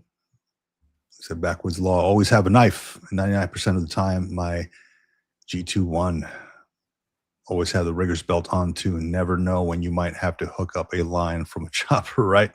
That's right. That's right. That's right. Always ready. Always ready. I love that. Dude, how many folks in the chat have like maybe like a go bag in their car at all times, or maybe like a little EDC bag in their car at all times? Curious to hear about that.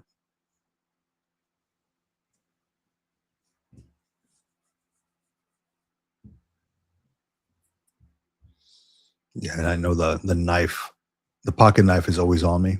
And they have some weird laws here in California where the pocket knife cannot be longer than holding like the side of a credit card on the short end. Yeah. So it's like you have to have like a small pocket knife, but if you keep one in the car and never take it out, whatever, for emergency purposes, it's always there. But there's always one on me at all times. So I always keep a small one somewhere around. What's a G21? I'm curious. Is that the type of knife? I think so. I'm looking it up. Looks like a boning knife, but I don't think that's right. Huge difference from oh yeah, Roy Strada.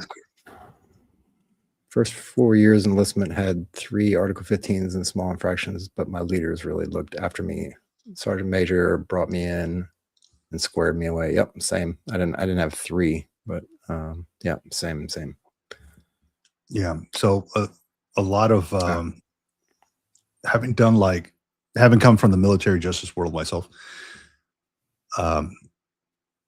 we would get things like a lot of administrative separations would come across my desk for like to review, because I would conduct a lot of those things. And a lot of them were like the commands were just fed up with folks who had like 3, not even NJPs, like 3 like page 11s or like 6105 entries. And that's enough.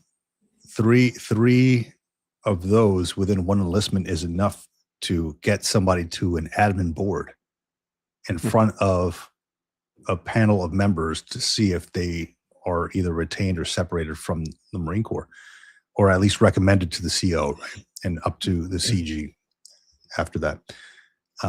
So yeah, I mean, if you got 3 Article 15s, which are NJPs, right?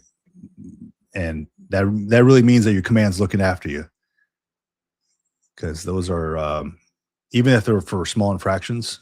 I mean, I've seen the dumbest page 11s. I mean, you can write a page 11 for anything. I've seen one for a Marine and not sweating enough during PT, meaning like he was not putting out effort. Yeah. Marine did not sweat enough. I'm like, who signed this? Like, how did this go through? Like, what? In turn, that Marine has that page 11 framed up on his wall for not sweating enough. You guys need a black jack. Okay. Please elaborate. This is it's like a baton, right? The telescoping baton. I think it is. Don't need one anymore, man. Nah, I may or may not have one nearby.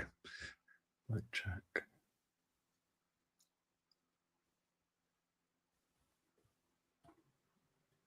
Let's go to Wikipedia and see what Wikipedia says. Yeah, Roy Estrada. Yeah, went from 3 Article 15s to retired Marine gunner after 27 years. Awesome, dude. In today's Corps, you cannot do that. I completely agree with that. Our motto back then: work hard, play hard. Generals used to lead the way off duty. Yep, I love that, man. Yeah, you cannot do that in today's Marine Corps. We used to get a lot of folks. There was this string of like steroid use in the Marine Corps maybe a few years ago. I don't know if it's still there.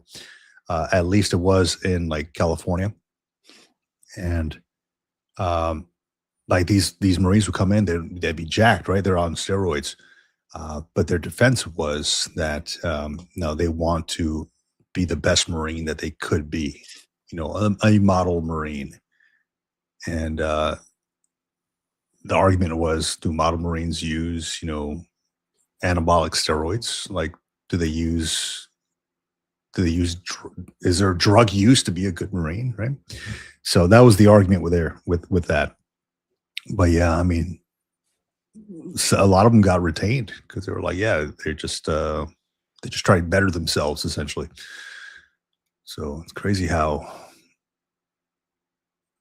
the Marine Corps or the services shift over time. You said backwards law for any MPs or SPs, MAs out there, as long as you have an honorable discharge and served at least your first enlistment, you were able to get your LEOSA.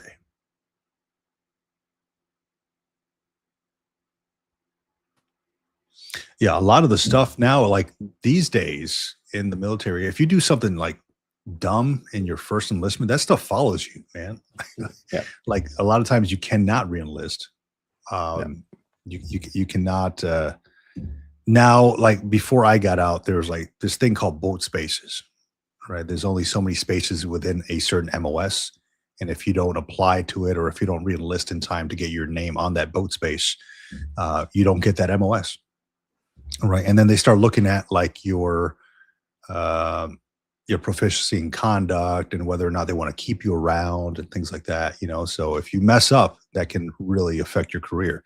And there's a lot of like pretty good Marines that I've had that messed up in like their first 2 years and then got better the next 2 years and started really doing real good things, and then they just couldn't re-enlist. So they're like, yeah, what do I do now? I'm like, well, go to the Army.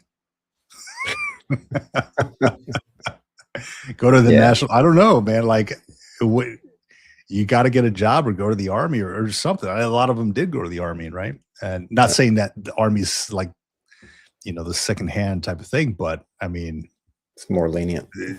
Let's be real. They're more lenient. They would take folks that had some of these things going on.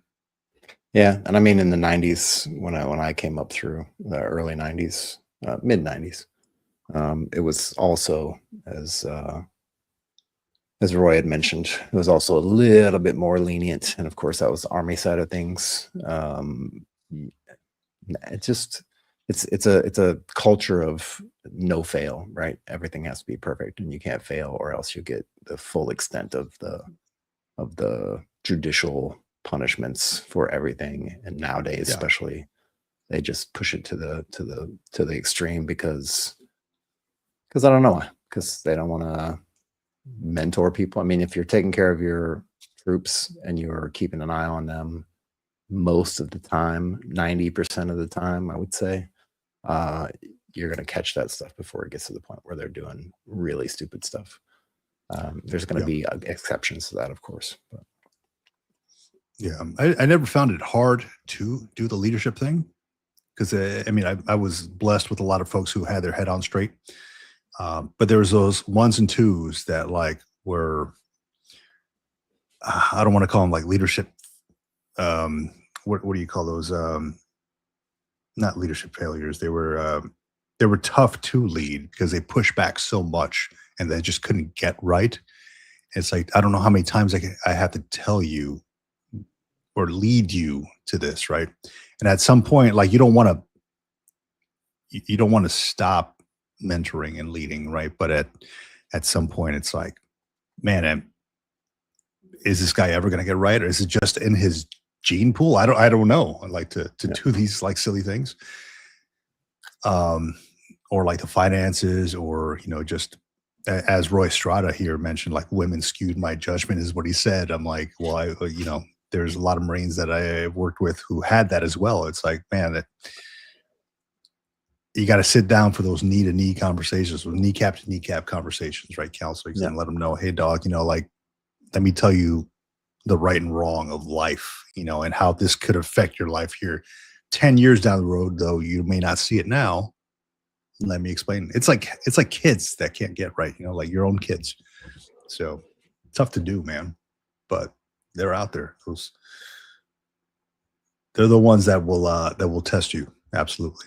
Leadership challenges. There you go. Leadership challenges, not failures. Leadership challenges. They're the ones that will test you, test your mettle, and see how good of a leader and how much patience you have.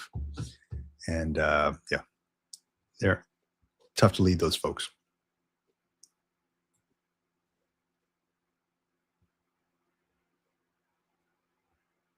Let me see. I got another good story here for you. Okay. I was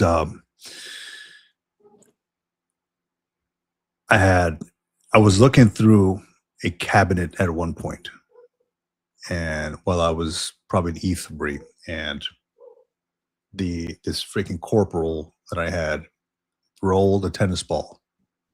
I stepped on the tennis ball.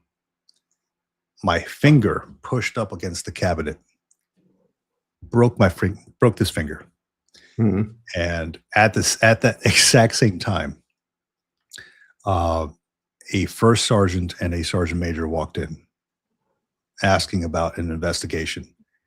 And I'm sitting there sweating, trying to keep it together because I was the one working on that investigation and nobody else knew, because I just kind of I didn't realize, and like the adrenaline was kind of pumping a little bit. And I was looking at my finger, it was like all sideways and shit. And I'm like, oh my God. And they were coming in and asking me questions. And then the first sergeant's like, dog, what is going on? Are you okay? And I'm like, I just broke my finger, first sergeant. And they're like, what the hell? I'm like, I don't know what to tell you, man. Like I fell forward on this cabinet, it snapped this finger, and then you guys come in and ask me questions, and I'm trying to figure things out while you guys are asking me questions.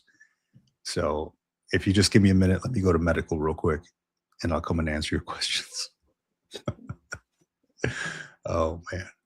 So yeah, the things we got to deal with. Roy Strada says, as an NCO, we slept in the back of open squad base separated by wall lockers. Yeah. We slept with E-tools because young Marines would come back drunk and want to fight NCOs. E-tool was the equalizer. Oh no. Like Gunnery Sergeant Highway, you got Swede that comes in. Swede. Wanted to fight you. Man. But yeah, man, we could talk about this stuff all day. Everybody's got great stories, and folks have shared a lot of great information on here. We'll have to get some more folks on the live stream next time to share this stuff.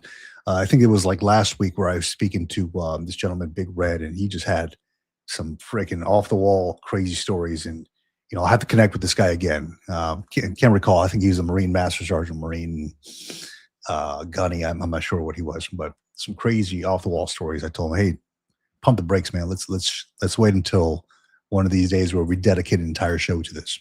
So looking forward to connecting with these folks again, and everybody in the chat, man. It was great to hear a lot of your stories, a lot of what you guys got going on.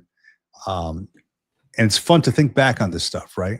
Of our earlier days when we were younger in uniform, and this is part of our life story. Though we've moved on from that in life, it's part of what makes us us. So truly appreciate everybody sharing their information. John, thank you for sharing yours and your hog stories and all that good stuff. I'll never look at hogs the same way again. So, smashing into wheels or whatever. So no, good stuff, man. I truly appreciate everybody hanging out and just talking a little bit of mess today. It was kind of a chill day today. Like no real guests or anything like that. Just no stress. Let's see where this goes. Yeah, no stress, no guests, and see where this goes. So we will have some guests coming up that I've seen in on the calendar and all that stuff. So if anybody out there in the chat has any suggestions for guests that they may want to see on the show, let us know. Put it in the comments, send us an email, and we'll see about getting a hold of these folks. I've already got a good few number of folks that I'm getting a hold of here that folks have mentioned to me. So I'm still waiting on answers back from some of these folks, but looking forward to connecting with a lot of people out there. Yep. If you need, there's the email address right there below info@militaryretirementpodcast.com. We will write you back, email you back directly, just two of us. That's who does all the writing. That's who does all the answering of the chats. That's who does all the answering of all the messages, answer all the questions in the Facebook groups. We're the guys doing it. So yeah, just send us an email and then we will chat and see what works out. And if it's good, then we'll send you the link and get you scheduled. We do have, should have Jeffrey Migdal coming up next week. And then the following week, we'll have Allison Burton coming on. Female perspective, finally, again. And I also have another interview that should be posting within the next week or so. Another female veteran. So I like to get a little bit of a mix in here and not just, male masculine driven. We like to hear the female side of the story as well. So those two coming up over the next 2 weeks, and then another episode dropping soon. Just got to finalize it, get it up, and get it uploaded and get it posted. And we'll have that up as well. Excellent. Sounds good. And, thank you all for joining us today on the Military Retirement Podcast.